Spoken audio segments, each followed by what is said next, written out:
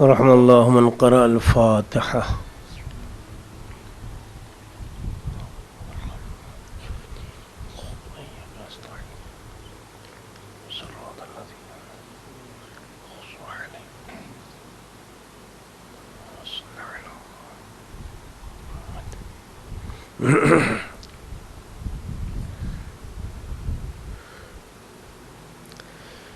لا حول ولا قوة إلا بالله العلي العظيم.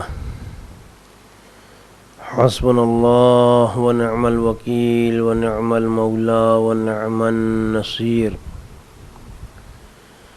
أعوذ بالله السميع العليم من الشيطان اللعين الرجيم.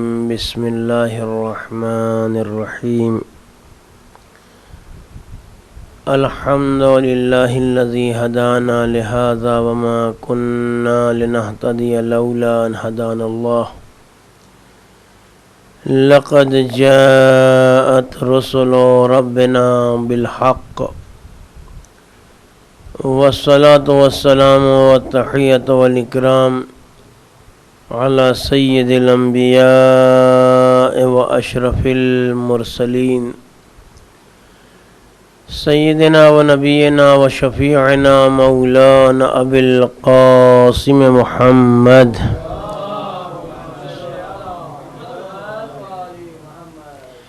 وعلى آله الطيبين الطاهرين المعصومين المظلومين المنتجبين الغر الميامين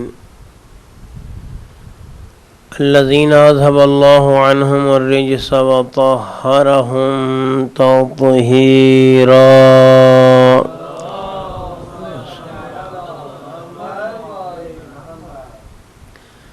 واللعنة الدائمة الباقية على أعدائهم وقاتليهم وظالميهم أجمعين من الآن إلى يوم الدين. أما بعد فقد قال الله سبحانه وتعالى في كتابه المبين وهو أصدق القائلين وقوله الحق. بسم الله الرحمن الرحيم. يا أيها الذين آمنوا قوا أنفسكم وأهليكم نارا وقودها الناس والحجارة عليها ملائكة غلاظ شداد لا يعصون الله ما أمرهم ويفعلون ما يؤمرون. صلوات على محمد وآله.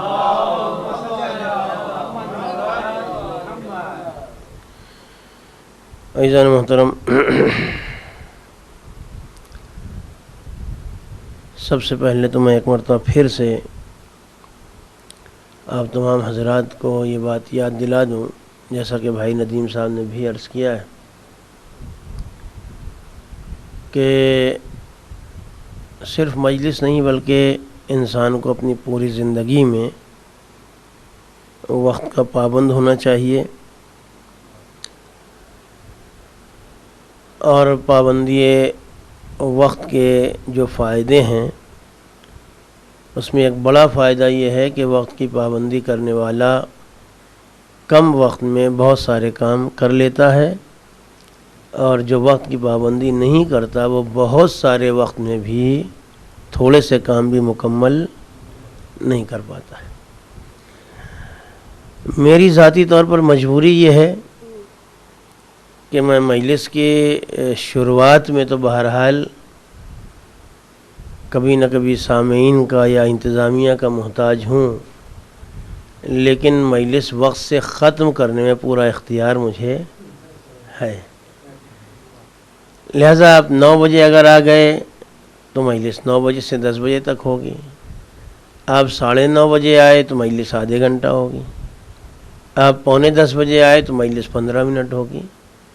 اور اگر اس کے بعد میں بھی آئے تو مجھے وہ چھوٹی والی مجلس بھی اچھی طریقے سے زبانی یاد ہے. اس میں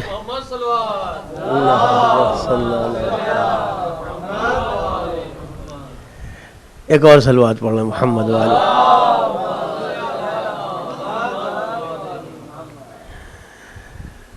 آج سے جس سلسلہ مجالس کا آغاز کیا جا رہا ہے اس میں نے اس کے آغاز کے لیے سورہ مبارکہ تحریم کی 6 آیت کی تلاوت کا شرف حاصل کیا ہے۔ اگرچہ قرآن مجید کے سلسلے میں یہ بات ہم سب کے لیے واضح اور روشن ہے کہ قرآن کی آیتیں اور قرآن کے سورے یہ تو شرعی اعتبار سے ہمارے لیے اعتبار رکھتے ہیں، لیکن شرعی اعتبار سے قرآن کے پاروں کا کوئی اعتبار نہیں ہے۔ کچھ لوگوں نے اس لیے کہ ہر مہینہ ہم قرآن ختم کر سکیں، اور عام طور سے مہینے میں 30 دن ہوتے ہیں، اس لیے اس کے 30 پارے کر لیے۔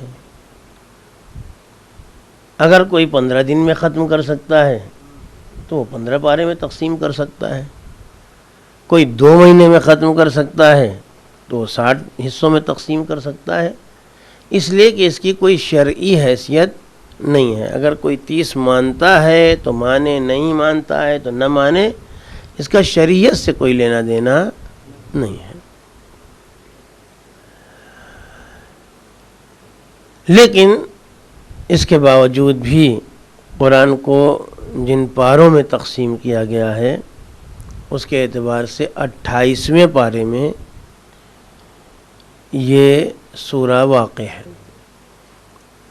دوسری بات یہیں پر ذکر کر دی جائے جو انتہائی اہم بھی ہے، اور خصوصی طور پر ہمارے بچوں اور نوجوانوں کو یہ بات جاننا چاہیے کہ قرآن مجید کی ترتیب و تشکیل، جس کو اصطلاح میں جمع قرآن کہا جاتا ہے، یہ مسلم ہے، طے شدہ ہے کہ مرسل اعظم ختمی مرتبت حضرت محمد مصطفیٰ صلی اللہ علیہ وسلم یہ اپنی حیات طیبہ میں جمع قرآن فرما کر ہی گئے تھے۔ وہ تمام باتیں جو اس ذیل میں کسی اور کی طرف منسوب کی گئی ہیں، اس کا اگر حدیثوں کے اصول پر بھی اگر دیکھا جائے تو وہ بات پوری نہیں اترتی ہے۔ اب اس کی دلیلیں بہت ساری دلیلیں ہیں۔ خود سورہ مبارکہ بقرہ جو قرآن کا دوسرا سورہ ہے، جہاں سے سمجھ لیے کہ قرآن سورہ الحمد کے بعد شروع ہوتا ہے، یہ سورہ حضور کی مدنی زندگی میں، جب آپ حضور مدینے میں رہ رہے تھے اور آپ کی زندگی کے آخری ایام تقریباً قریب ہو رہے تھے، اس زمانے میں آپ پر نازل ہوا، جس میں پروردگار عالم نے اپنے قرآن کو پہچنوایا ہی ہے کہہ کے بسم اللہ الرحمن الرحیم الف لام میم ذالک الکتاب۔ اور یہ ہر زبان میں، اردو زبان میں بھی، عربی زبان میں بھی، صفحے کو صفحہ کہا جاتا ہے، ورق کو ورق کہا جاتا ہے، اور جو اوراق کا مجموعہ ہوتا ہے اسی کو کتاب کہتے ہیں۔ ایسا نہیں کسی ایک پیج کو آپ کہیں کہ ہماری کتاب اٹھا دیجئے، تو اگر کبھی ہم آپ سے کہیں کہ بھائی فلاں کتاب اٹھا لائیے، تو آپ جا کے وہاں پیج نہیں تلاش کریں گے، آپ باقاعدہ کوئی بک تلاش کریں گے، کوئی کتاب تلاش کریں گے۔ اور اللہ خصوصی طور پر جب اپنے نازل کردہ صحیفے کو پہچنوا رہا ہے تو یہی لفظ استعمال کر رہا ہے، ذالک الکتاب۔ اگر کتاب اس وقت کتابی شکل میں موجود نہ ہوتی تو اللہ کو یہ حق نہیں تھا کہ وہ کہتا کتاب۔ ایک دلیل۔ چونکہ مجھے بات آگے بڑھانا ہے، لہذا آج بہرحال تمہیدی طور پر 2 باتیں اس ذیل میں عرض کر دی جائیں۔ دوسری طرف یہ قرآن کی دلیل، دوسری ایک دلیل حدیث کی، اور وہ بھی وہ دلیل ہے کہ شاید مسلمانوں میں کوئی ایسا نہ ہو جس نے نہ سنا ہو کہ حضور نے اپنے جانے سے پہلے جو حدیث ارشاد فرمائی ہے، جسے حدیث ثقلین کہا جاتا ہے، وہاں بھی حضور نے یہی لفظ استعمال کیے ہے، انی تارکن فیکم الثقلین کتاب اللہ، ہم تمہارے درمیان دو گراں قدر چیزیں چھوڑ کر جا رہے ہیں، جس میں پہلی چیز اللہ کی کتاب ہے، اوراق نہیں ہے، صفحات نہیں ہیں، پیجز نہیں ہیں، صحیفے نہیں ہیں، یہ کتاب ہے۔ تو کتاب کی ترتیب کا، کتاب کی اسمبلنگ کا، کمپائلنگ کا، کتاب کو جمع کرنے کا کام حضور خود اپنی زندگی میں کر کے گئے تھے، اور حضور ہی وہ تھے کہ جنہوں نے جہاں جس آیت کو چاہا وہاں رکھوا دیا۔ یہی وجہ ہے کہ مکی سوروں میں مدنی آیتیں بھی ہیں اور مدنی سوروں میں مکی آیتیں بھی موجود ہیں۔ وہ سورے جو مکے کی زندگی میں نازل ہوئے تھے شروع میں، کچھ آیتیں مدینے میں حضور پر نازل ہوئی اور حضور ہی نے کہا کہ اس آیت کو فلاں سورے میں مثلا آیت نمبر 15 کی جگہ پر رکھ دو، اور وہ وہاں پر رکھ دی گئی۔ کبھی ایسا ہوا کہ کچھ آیتیں مکے میں نازل ہوئی تھیں، کوئی سورہ جب حضور پر مدینے میں نازل ہوا تو آپ نے فرمایا کہ وہ آیت جو وہاں نازل ہوئی تھی اسے یہاں مقرر کر دو، اور اس طریقے سے یہ پورا قرآن مرتب ہو گیا۔ ایک غلط فہمی اس جگہ پر اور باقی رہ جاتی ہے کہ اکثر ہمارے بچے اور نوجوان یہ سوال کرتے ہیں کہ ٹھیک ہے، اگر ہم نے مان لیا کہ حضور کے زمانے میں جمع قرآن ہو گیا تھا، جس کی ہمارے پاس دلیل ہے کہ حضور نے باقاعدہ املا کیا، املا یعنی ڈکٹیشن جس کو ہمارے بچوں کی زبان میں کہا جاتا ہے، کہ آپ نے اپنی زبان سے اس کو دہرایا، بولے، اور امیر المومنین نے اسے لکھا شروع سے لے کے آخر تک، الحمد سے لے کے ناس تک۔ جو سورہ جہاں رکھا ہوا ہے یہ حضور کا رکھوایا ہوا ہے۔ ایسا نہیں کہ ہم نے اپنے حساب سے کہ بڑے بڑے سورے پہلے اور چھوٹے چھوٹے بعد میں، جو جہاں دل چاہا، نہیں، جہاں حضور نے رکھوا دیا تھا وہیں آج تک وہ سورہ مقرر ہے۔ نازل ہونے کے اعتبار سے کون سا کب نازل ہوا وہ الگ ایک سیریل ہے، لیکن حضور نے جہاں رکھوانا تھا وہاں پر خود اپنی زندگی میں رکھوا دیا۔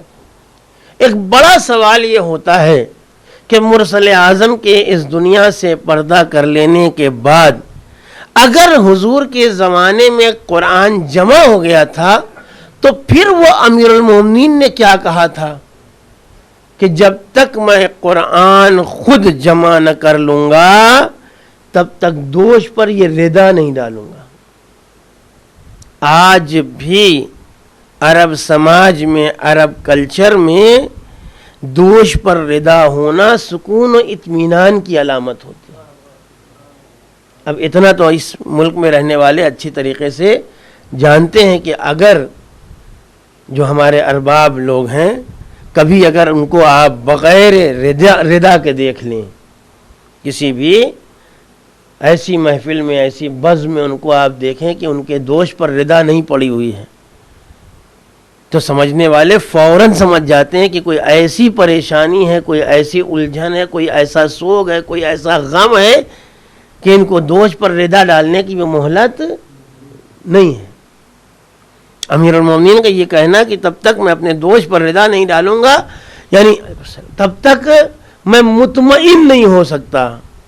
تو اگر حضور نے اپنے زمانے میں جمع قرآن کروا دیا تھا تو مولا نے یہ کیا کہا؟ یہ جو مولا نے کہا تھا، اگر اس بات کی، مولا کے کلام کی تفصیل تک جایا جائے کہ مولا نے کہا کیا تھا، تو اپنے آپ اس سوال کا جواب مولا کے ارشاد میں، ان کے قول میں موجود ہے۔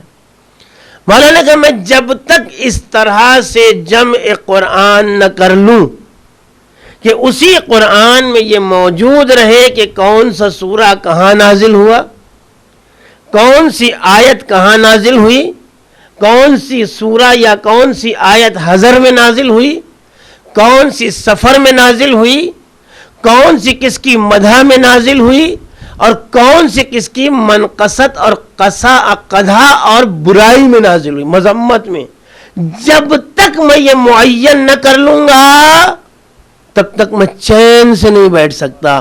اور دنیا جانتی ہے کہ جس بات کی طرف مولا کا اشارہ تھا وہ قرآن نہیں ہے، وہ قرآن کے بعد کی تفسیر ہے. یہی وجہ ہے کہ مولا کو اس چیز کی اجازت نہیں دی گئی، مولا کو اس بات کا موقع فراہم نہیں کیا گیا، تو قرآن تو اپنی اصلی شکل میں رہ گیا، مگر جتنی تبدیلی اور جتنی ترمیم اور جتنا کھلواڑ ہوا وہ سب تفسیر کے ساتھ ہوا. اگر مولا کو اس بات کی اجازت اور مہلت مل جاتی تو پھر یہ نہ ہوتا کہ مرسل اعظم نے ایک حدیث یا ایک آیت کی طرف اشارہ کیا کہ یہ فلاں کی شان میں نازل ہوئی ہے اور اسے تفسیر کے طور پر موڑ دیا کسی اور کی طرف. یہ کیوں ہوا؟ اس لیے کہ مولا کو اس بات کی مہلت اور اجازت نہیں دی گئی کہ وہ یہ معین کر دیں کہ کون سا سورہ کہاں نازل ہوا، کس کی شان میں نازل ہوا، کس کی مدح میں نازل ہوا، کس کی مذمت میں نازل ہوا. اور اگر یہ کرنے کا موقع مل جاتا تو شاید بعد میں جو مسلمان قرآن کے نام پر اتنے حصوں میں تقسیم ہو گئے شاید اس کی گنجائش باقی نہ رہ جاتی. اس لیے کہ جب ساری باتیں واضح ہو جاتی، اسی بات کا ہر ایک نے فائدہ اٹھایا کہ قرآن کی لفظیں خود تو بولتی نہیں ہیں، جو بولنے والے تھے ان کی زبان پر پہرا بٹھا دیا گیا، جو قرآن کی ترجمانی کرنے والے تھے، جو قرآن کو ایکسپلین کرنے والے تھے، ان کی زبانیں بند کر دی گئیں. نتیجہ کیا ہوا؟ اب قرآن میں خالی لفظیں بچیں اور شرح کرنے والی ہر وہ زبان ہو گئی جس نے اپنی پرواہ تو کی، اس نے اپنے مالک کی مرضی کی پرواہ نہیں کی. ایک صلوات پڑھے محمد وعلی محمد.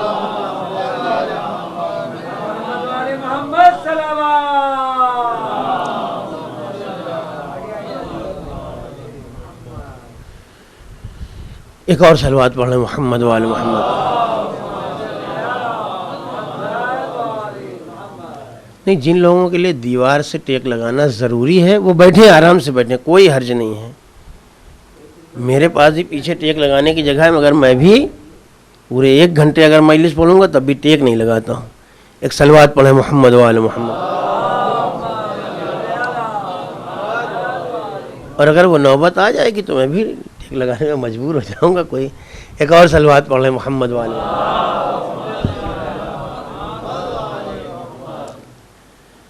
تو اس اعتبار سے یہ اس پوری میری گفتگو کا ماحصل کیا ہے، اس کا فائدہ کیا ہے کہ چونکہ قرآن مجید کو پروردگار عالم نے جب اپنے نبی کے ذریعے سے مرتب کروایا تو اس کا ایک بڑا فائدہ یہ ہوا کہ اگر آپ سوروں کی ترتیب دیکھیں، اگر آپ آیتوں کی ترتیب دیکھیں تو بہت سارا قرآن آپ کو سوروں کی ترتیب سے اور آیات کی ترتیب سے خود ہی معلوم ہو جائے گا. مگر یہ شرط ہے کہ یہ ان لوگوں کے لیے ہے جو قرآن سمجھنا چاہیں. مثال کے طور پر سورہ الحمد لے لیں، وہ سورہ لیں جس کو ہم لوگ بالکل پکا یاد ہے، زبانی یاد ہے. سورہ الحمد لے لیں. اگر ہم یہ مان لیں کہ اس کی آیات کی ترتیب خود مرسل اعظم نے نہیں کی ہے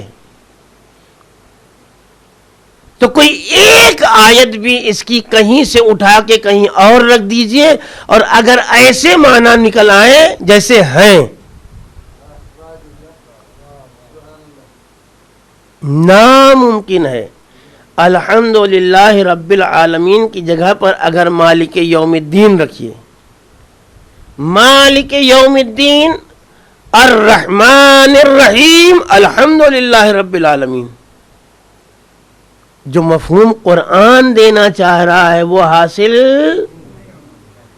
صرف اس لیے نہیں کہ ہمیں زبانی پہلے سے اس طرح سے یاد ہے، نہیں، جو معنویت، جو معیار کلام اس ترتیب میں ہے. کیوں ہے؟ اس لیے کہ یہ ترتیب جو ہے نازل کرنے والا خالق عصمت ہے اور مرتب کرنے والا عصمت عظمیٰ پر فائز ہے۔ اب اگر اس ترتیب کو بگاڑ دیا جائے تو ہوگا یہ کہ کتاب خدا کی آئی نبی پر اور مرتب کیا غیر معصوم نے، اور اگر اس کی ترتیب غیر معصوم سے ہو جائے تو سب کچھ ہو سکتا ہے۔ قرآن اپنے اس چیلنج پر پورا نہیں اتر سکتا کہ جو آج تک کے اور قیامت تک کے لیے کہہ رہا ہے کہ اگر تمہیں اس میں کوئی شک ہے تو جواب لے آؤ۔ اگر غیر معصوم مرتب کرے گا تو قرآن کا بھی جواب لانے کا امکان پیدا ہو سکتا ہے۔ ایک صلوات پڑھے محمد و آل محمد۔ جو قرآن آج تک تحدی کر رہا، چیلنج کر رہا ہے، لے آؤ جواب، 1 سورے کا لے آؤ، 10 سورے کا لے آؤ، پورے قرآن کا لے آؤ، اور آج تک دنیا کا کوئی بڑا سے بڑا ادیب، فصیح و بلیغ، لٹریٹ، انٹلیکچوئل کوئی جواب نہیں لا سکا، نہ قیامت تک لا سکے گا۔ اس کی ایک اہم وجہ کیا ہے کہ اس کی کمپائلنگ، اس کی ترتیب، اس کو جمع کرنے میں جو ہنر استعمال کیا گیا ہے وہ ہنر غیر معصوم کا نہیں ہے، معصوم کے ذریعے استعمال کیا ہوا ہنر۔ ورنہ اگر اس میں کوئی دخالت غیر معصوم کی ہوتی تو یقیناً ادبا اس قرآن کا جواب لا چکے ہوتے، جیسے تفسیر میں ہوا۔ ایک تفسیر لکھی گئی، دوسرے نے اس سے بہتر تفسیر لکھ دی، تیسرے نے اس سے اور اچھی تفسیر لکھ دی، ایک نے مفصل لکھی، کسی اور نے اس سے زیادہ تفصیل پیش کر دی۔ کیوں؟ اس لیے کہ قرآن اللہ معصوم کا کلام ہے، تفسیر غیر معصوم کا کلام ہے۔ جو غیر معصوم کا کلام ہوگا اس کی تشریح کی مزید گنجائش یا ترتیب کی مزید گنجائش رہ جاتی ہے، مگر اللہ کے کلام میں کسی طرح کی کوئی گنجائش باقی نہیں ہے۔ ایک صلوات پڑھے محمد و آل محمد۔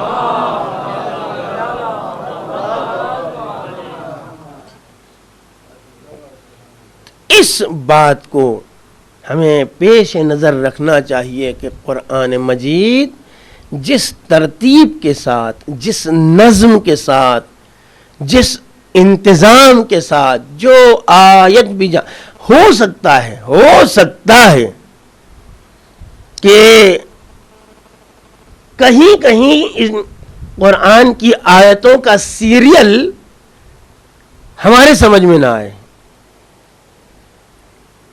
کئی مرتبہ ایسا ہوتا ہے کہ اس کی ترتیب تنظیم ہمارے سمجھ میں نہیں آتی اور ہم اعتراض کر دیتے ہیں کہ یہی تو وجہ ہے کہ ہم کہتے ہیں کہ اللہ کے نبی نے مرتب نہیں کیا تھا، کسی غیر نے مرتب کیا ہے۔ کیوں؟ اس لیے کہ یہاں دیکھیے یہ آیت ہے جو مثلا نماز کا ذکر کر رہی ہے، اس کے بعد فوراً آگے والی آیت جو ہے وہ عذاب جہنم کا ذکر کر رہی ہے۔ دونوں ایک دوسرے سے مرتبط نہیں ہیں، ٹیلی نہیں ہو رہے ہیں، دونوں کا موضوع ایک نظر نہیں آ رہا۔ اس لیے ہم کہہ رہے ہیں کہ اسے معصوم نے مرتب نہیں کیا، غیر معصوم نے مرتب کیا ہے۔ کیوں؟ اس لیے کہ بات ہمارے سمجھ میں نہیں آ رہی ہے۔ اب آج کل کے زمانے میں یہ مثالیں بڑی عام ہو گئی ہیں، یہ کسی سائنس سے مخصوص نہیں ہیں۔ مثال کے طور پر جو بچے ڈینٹل کالج میں پڑھتے ہیں، دانت والے میں، انہیں جگہ جگہ یہ پڑھایا جاتا ہے کہ اگر دانت کی اصلاح کرتے ہوئے فلاں رگ دب گئی تو آنکھ کی روشنی چلی جائے گی۔ ہم کہیں بھیا یہ دانت کا اسپتال ہے، یہ دانت کا میڈیکل کالج ہے، لیکچر ہو رہا ہے دانت کے بارے میں، آپ بتا رہے ہیں آنکھ کے بارے میں۔ کہاں آنکھ اور کہاں دانت؟ ایک میڈیکل کالج میں دماغ کے سلسلے میں لیکچر ہو رہا ہے، بتایا جا رہا ہے دماغ کو پروردگار عالم نے کس انداز پر معین کیا ہے۔ وہاں پروفیسر لیکچر دیتے ہوئے کہہ رہا ہے کہ اگر دماغ کی یہ رگ کام کرنا چھوڑ دے تو انسان پیرالائز ہو جائے گا، مفلوج ہو جائے گا، اس کا داہنا یا بایاں حصہ کام کرنا چھوڑ دے گا۔ عام انسان سوچے گا کہ یہ پروفیسر بھی بیچارے دماغ کے اوپر لیکچر دے رہے ہیں مگر ان کے پاس خود دماغ نہیں. کہاں دماغ کی بات اور کہاں ہاتھ پیر کی بات, کہاں دانت کی بات اور کہاں آنکھ کی بات, کہاں کوئی بات. بلکہ اور واضح مثال دوں, ایک تھیوری ہے, ایک سسٹم ہے ایکوپنچر کا. میرے سر میں درد ہو رہا ہے, وہ صاحب آئے میری انگلی دبا رہے ہیں, یہاں پاس دبا رہے ہیں, یہاں پاس دبا رہے ہیں. ارے بھیا میرے سر میں درد ہو رہا ہے, دبانا ہے تو آپ میرے سر دبائیے. وہ کہیں گے نہیں نہیں نہیں نہیں نہیں, آپ کے جو سر کا درد ہے میں اس سے صحیح کروں گا. اب ہوتا ہے کہ نہیں ہوتا ہے وہ الگ ایک دنیا, مگر بہرحال لوگ مطمئن ہو جاتے ہیں.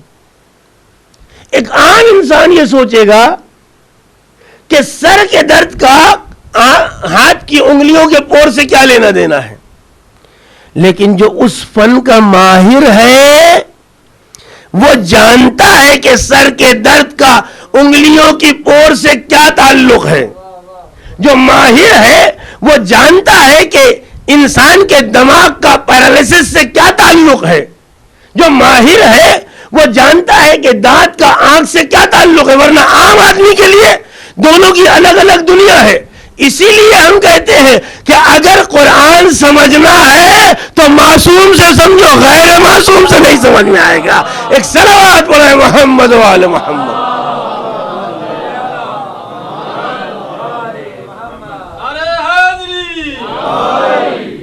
بھئی اگر آپ غیر معصوم سے قرآن لینا چاہیں گے تو نعوذ باللہ نعوذ باللہ نعوذ باللہ, یہ اسی طرح کی اوٹ پٹانگ قسم کی چیزیں آپ کو ظاہری آنکھوں سے نظر آئیں گی, جسے آپ اپنے اصطلاح میں کہیں گے کہ یہ تو سمجھ ہی میں نہیں آتا ہے کہ یہاں حج اور فوراً حج کے بعد روزہ. ارے حج سے اور روزے سے کیا لینا دینا ہے. یہاں جنت اور فوراً جہنم. ارے جنت اور جہنم میں کوئی رشتہ نہیں ہے, ان دونوں کا کیا تعلق ہے. یہ کیوں لگتا ہے؟ یہ صرف اس لیے لگتا ہے کہ ہم نے میڈیکل کالج کے اس پروفیسر کے لیکچر تک جانے کے لیے وہ راستہ ہی نہیں اختیار کیا کہ جو ہمیں وہ لیکچر سمجھا سکے, جو ہمیں وہ علم بتا سکے. اسی لیے مرسل اعظم نے جاتے ہوئے فرمایا تھا کہ میں دو چیزیں چھوڑ کر جا رہا ہوں, ایک کتاب ہے, ایک میری اطرت اہل بیت ہے. کتاب کو سمجھنا ہو میرے اہل بیت سے سمجھنا, میرے اہل بیت کو سمجھنا ہے تو قرآن سے سمجھنا. دونوں ایک دوسرے کے بغیر سمجھ میں نہیں آ سکتے. ایک صلوات پڑھیں محمد و آل محمد.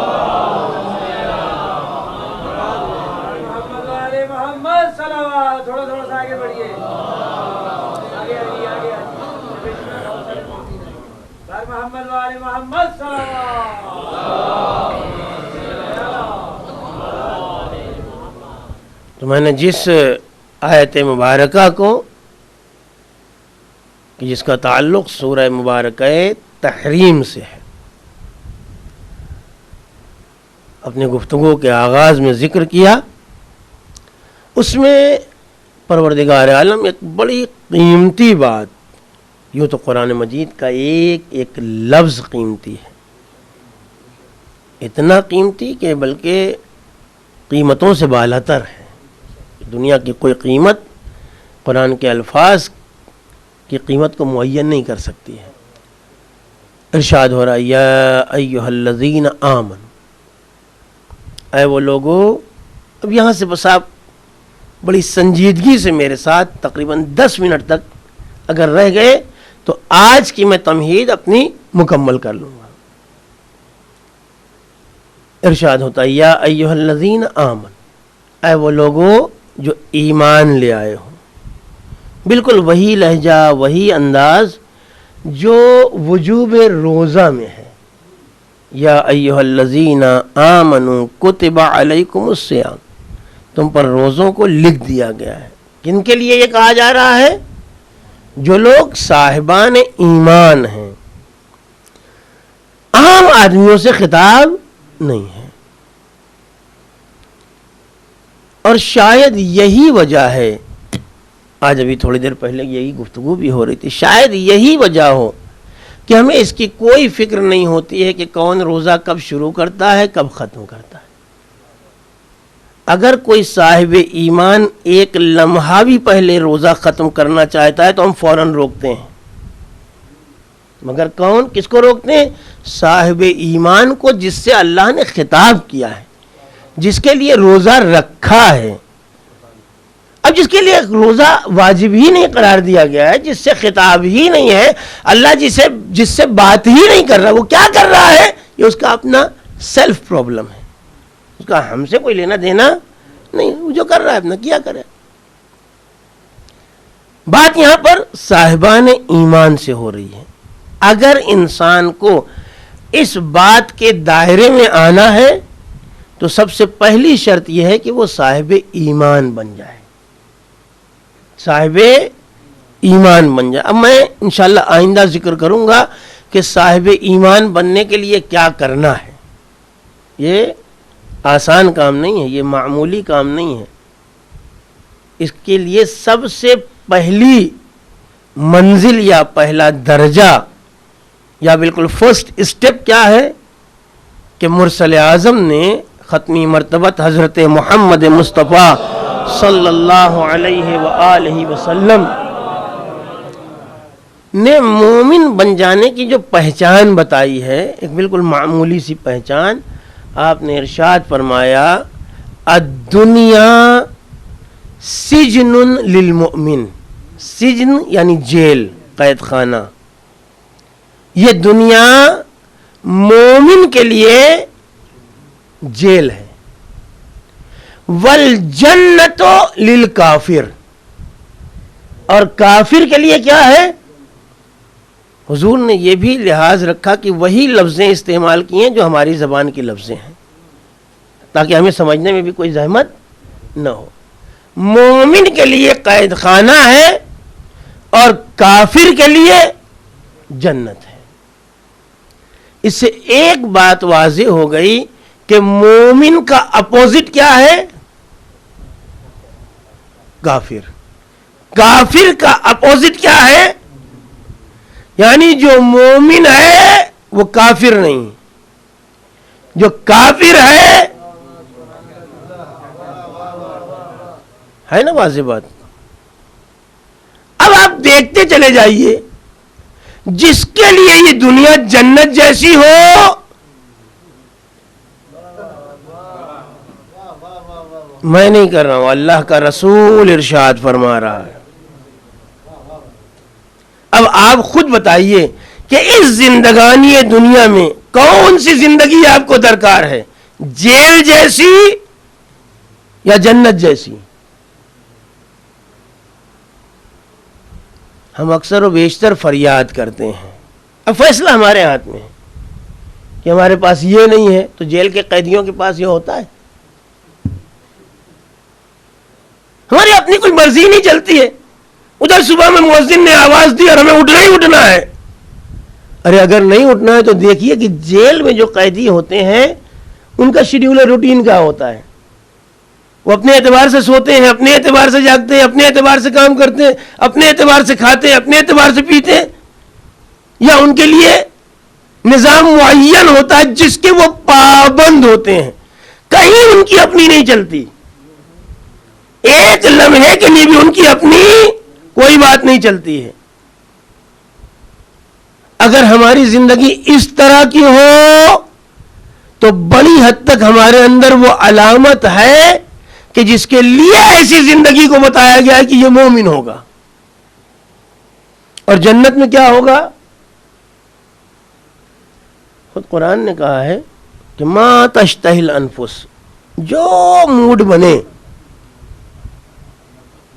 آسان سا ترجمہ کر دیا میں نے. جو دل چاہے وہ سب فراہم ہوگا. نہ کوئی حلال کی قید، نہ کوئی حرام کی قید، نہ کوئی جائز کی قید، نہ کوئی ناجائز کی قید. اس لیے کہ وہ اوریجنل والی دنیا میں تو کوئی ناجائز ہوگا ہی نہیں. تو اگر اس جیسی کوئی زندگی یہاں گزارنا ہے، اور اگر کوئی اس جیسی زندگی گزار رہا ہو، تو فیصلہ ہم کو خود مرسل اعظم دے کے گئے ہیں کہ یہ سمجھ لینا کہ یہ مومن نہیں ہے. مومن ہوگا تو اس کی زندگی پابندیوں سے بھری ہوگی.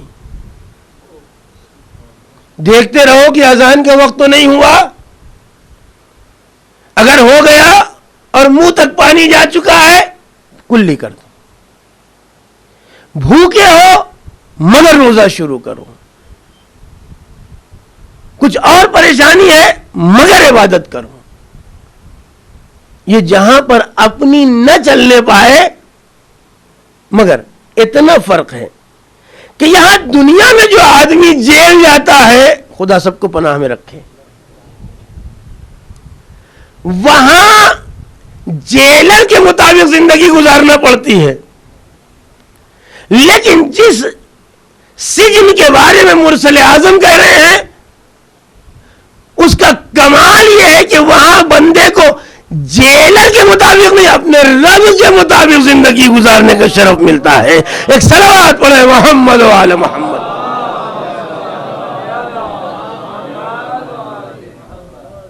اور اگر ایسا نہ ہوتا کہ دنیا, یہ ظاہری دنیا مومنین کے لیے قید خانے جیسی اور کافرین کے لیے جنت جیسی اگر نہ ہوتی تو دنیا کی سب سے بڑی شہنشانہ زندگی مرسل اعظم کی ہوتی. اس لیے ان سے بڑا مومن کون ہے؟ ان کا کلمہ پڑھ کے لوگ مومن بنتے ہیں, ان کا اقرار رسالت کر کے لوگ دائرہ اسلام و ایمان میں داخل ہوتے ہیں. وہ معیار ایمان ہیں, وہ مدار ایمان ہیں, وہ مرکز ایمان ہیں. اگر ایسا نہ ہوتا تو پھر جتنا بڑا گھر ان کا ہوتا, جتنی سہولیتیں ان کے پاس ہوتی, دنیا سوچ بھی نہ پاتی.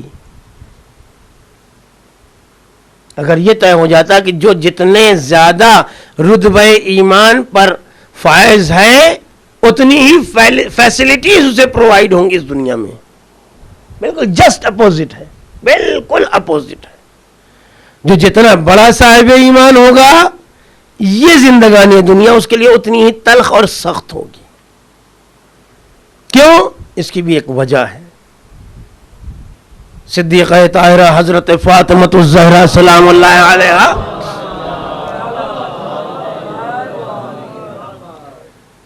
آپ سے ایک مرتبہ اس نے جو مرسل اعظم کی زبانی 10 درجہ ایمان پر فائز ہے, سلمان فارسی, خود ایمان کے 10ویں درجے پر, اگر 10 اسٹیپس ہیں تو لاسٹ اسٹیپ پر ہائیسٹ پلیس وہاں فائز ہیں.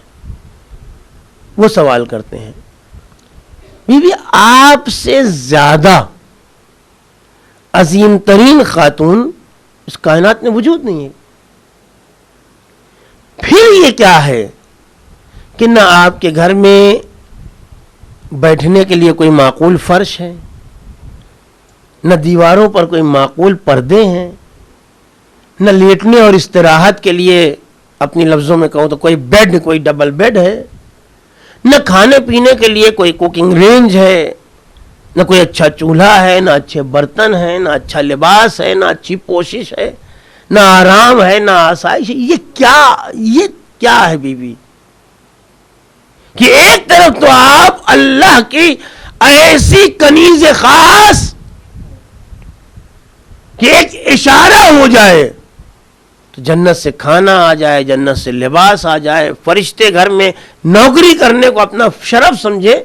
ایک طرف تو یہ سب, اور ایک طرف آپ کی یہ دنیاوی زندگی اتنی معمولی کہ عام لوگ بھی آپ سے بہتر زندگی گزار رہے ہیں. یہ کیا ہے سمجھ میں نہیں آتا ہے.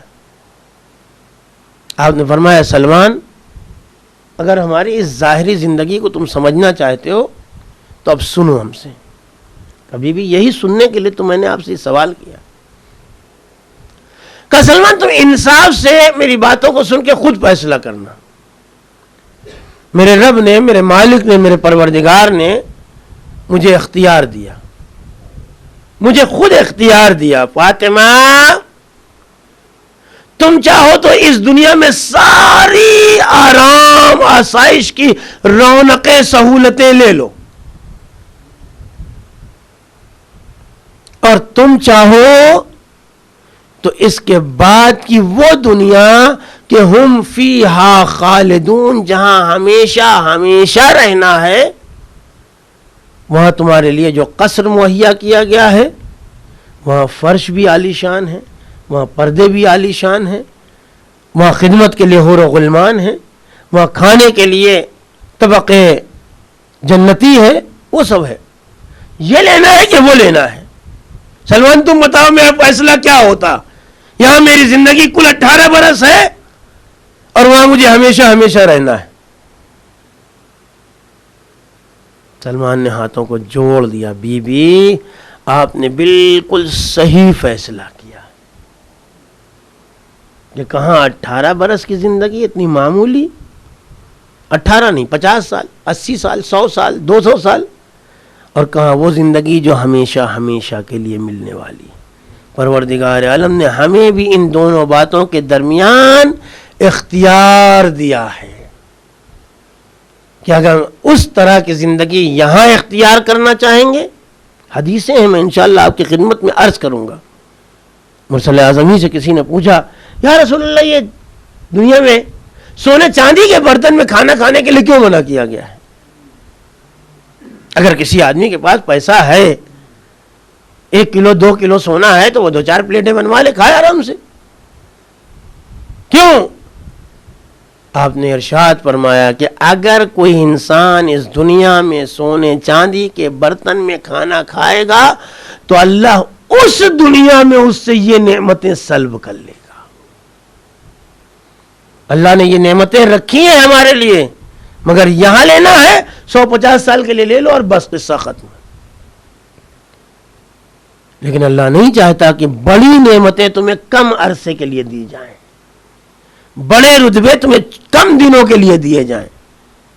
کیوں؟ اس لیے کہ تم صاحب ایمان ہو. یہ وہ درجہ ہے، یہ وہ شرف ہے، یہ وہ فضیلت ہے کہ اس میں انعامات کو کم دنوں کے لیے نہیں دیا جائے گا، کم دنوں کے لیے واپس لے لیا جائے گا تاکہ ہمیشہ رہنے والی زندگی میں ان چیزوں سے فیض حاصل کر سکو.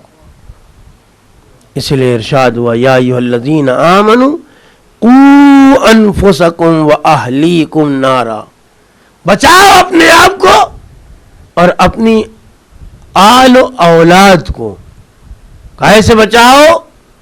نارا، جہنم کی آگ سے بچاؤ. دیکھو خود غرض نہ بن جانا کہ ہم جہنم میں نہ جائیں، ہماری آل و اولاد جاتی جائے، نہیں. قوا انفسکم واہلیکم، اپنے آپ کو بھی محفوظ رکھو اور اپنی آل و اولاد کو بھی جہنم میں نہ جانے دینا. کیوں؟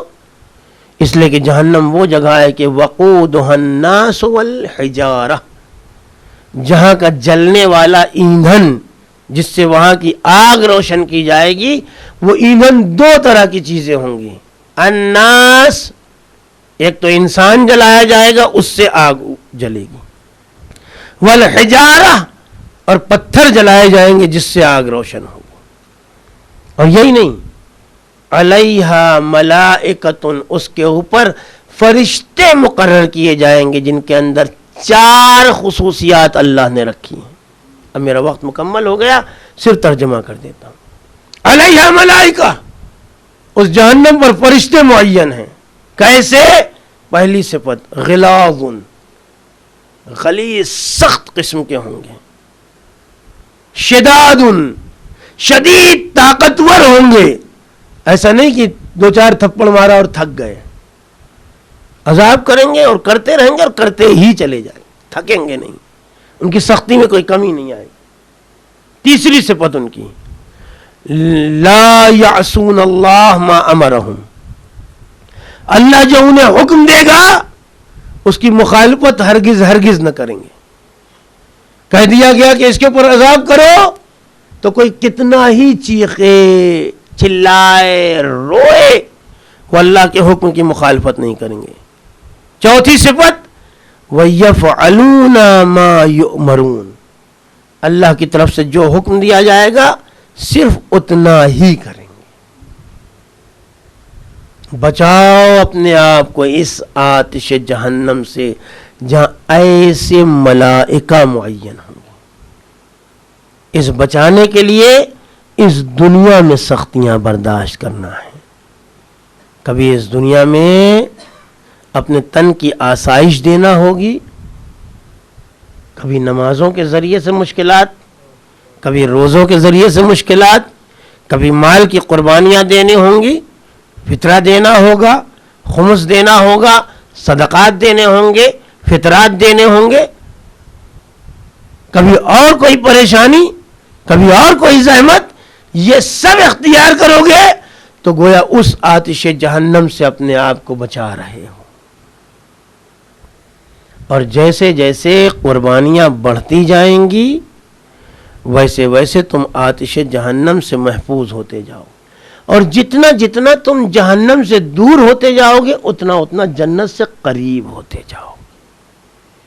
شاید یہی وجہ رہی ہو کہ شب عاشور اصحاب حسینی کے خیمے میں کسی دیکھنے والے نے دیکھا کہ اصحاب حسینی آپس میں ایک دوسرے سے مذاق کر رہے ہیں.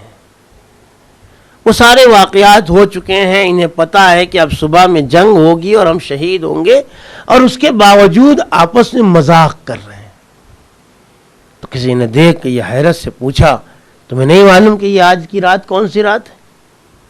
کہا اسی لیے تو ہم مزاح کر رہے ہیں، اسی لیے تو ہم مذاق کر رہے ہیں کہ اب ہم جنت سے بالکل چند لمحات کے فاصلے پر رہ گئے، اب ہم اپنی کامیابی سے بالکل قریب تر ہو گئے ہیں. اور اس سے زیادہ خوشی کی بات کیا ہو سکتی ہے کہ بندہ اپنے آپ کو جنت سے بالکل قریب پائے.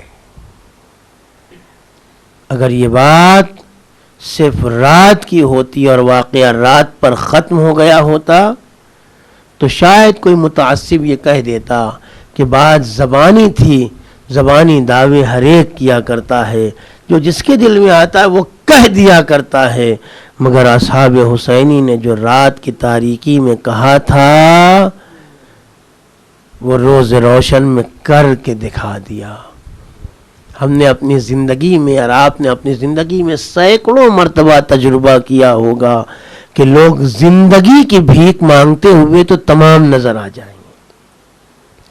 کوئی میرے سامنے ایک پستول لے کے کھڑا ہو جائے تو ہم کتنے ہی بہادر کیوں نہ ہوں اس کے سامنے ہاتھ جوڑ دیں گے، باہر پکڑ لیں گے. کیوں؟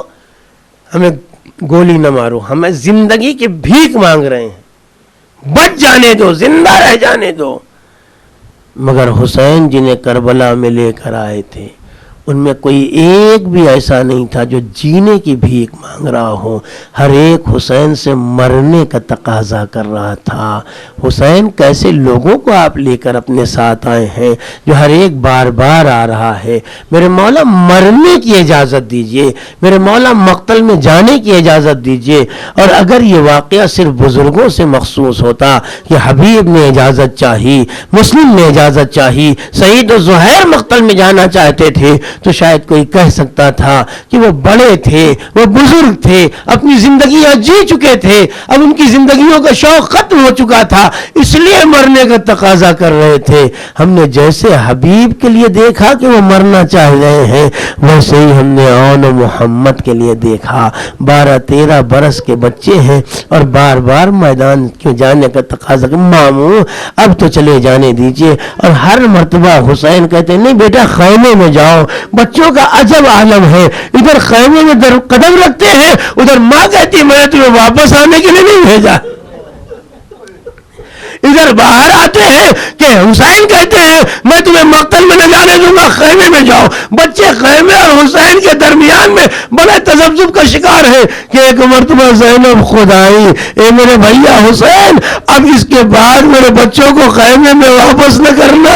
اور یہ بچے شوق سے چلے مگر 3 دن کے بھوکے پیاسے بچے کتنا اور کیسا جہاد کرتے، نہ جانے کتنے دشمنوں کو پنڈار کیا. مگر تھوڑی ہی دیر گزری تھی کہ ایک مرتبہ مقتل سے 2 آوازیں آئی، اے ماموں ہمارا سلام آخر لیجئے. یہ سننا تھا کہ حسین دوڑتے ہوئے مقتل تک پہنچے. اب جو قریب پہنچے تو جب تک حسین پہنچتے دونوں کی روحیں قفس عنصری سے پرواز کر چکی تھی. حسین مقتل کی زمین پر بیٹھ گئے، سروں کو زانوں پر رکھا، آواز دیے میرے شہزادوں یہ ماموں تمہارا شرمی.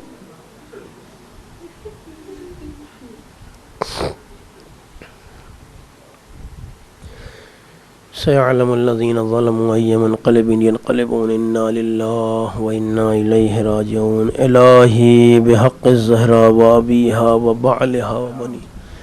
میرا اللہ تجھے تیرا واسطہ ماہ رمضان کے دنوں کا، ان کی راتوں کا، میرا اللہ تجھے معصومین کے فضائل مصائب کا واسطہ ہماری ان مختصر عبادتوں کو قبول فرما. میرا اللہ اب تک اگر ہمارے گناہ نہیں معاف ہوئے تو اب سے ہمارے گناہوں کو معاف فرما. میرا اللہ جو اس دنیا سے گزر چکے ہیں ان کے درجات بلند فرما. جو بیمار شفاء کامل و عاجل مرحمت فرما. جو پریشان حال پریشانیوں کو رفع فرما. جو مقروض ہیں غیب سے قرضوں کو ادا فرما. جو بے اولاد ہیں انہیں اولاد صالح عنایت فرما. میرا اللہ پرچم اسلام کو سربلند فرما. پرچم کفر و شرک و نفاق کو سرنگوں فرما. اے میرا اللہ وارث کربلا امام زمانہ کے ظہور میں تعجیل فرما. ہم سب کو ان کے اعوان و انصار میں شمار فرما.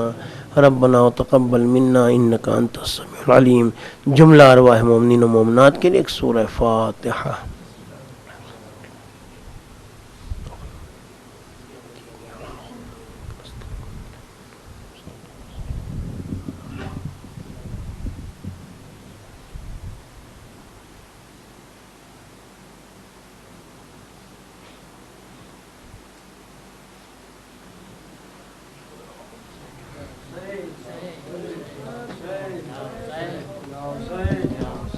یا حسین یا حسین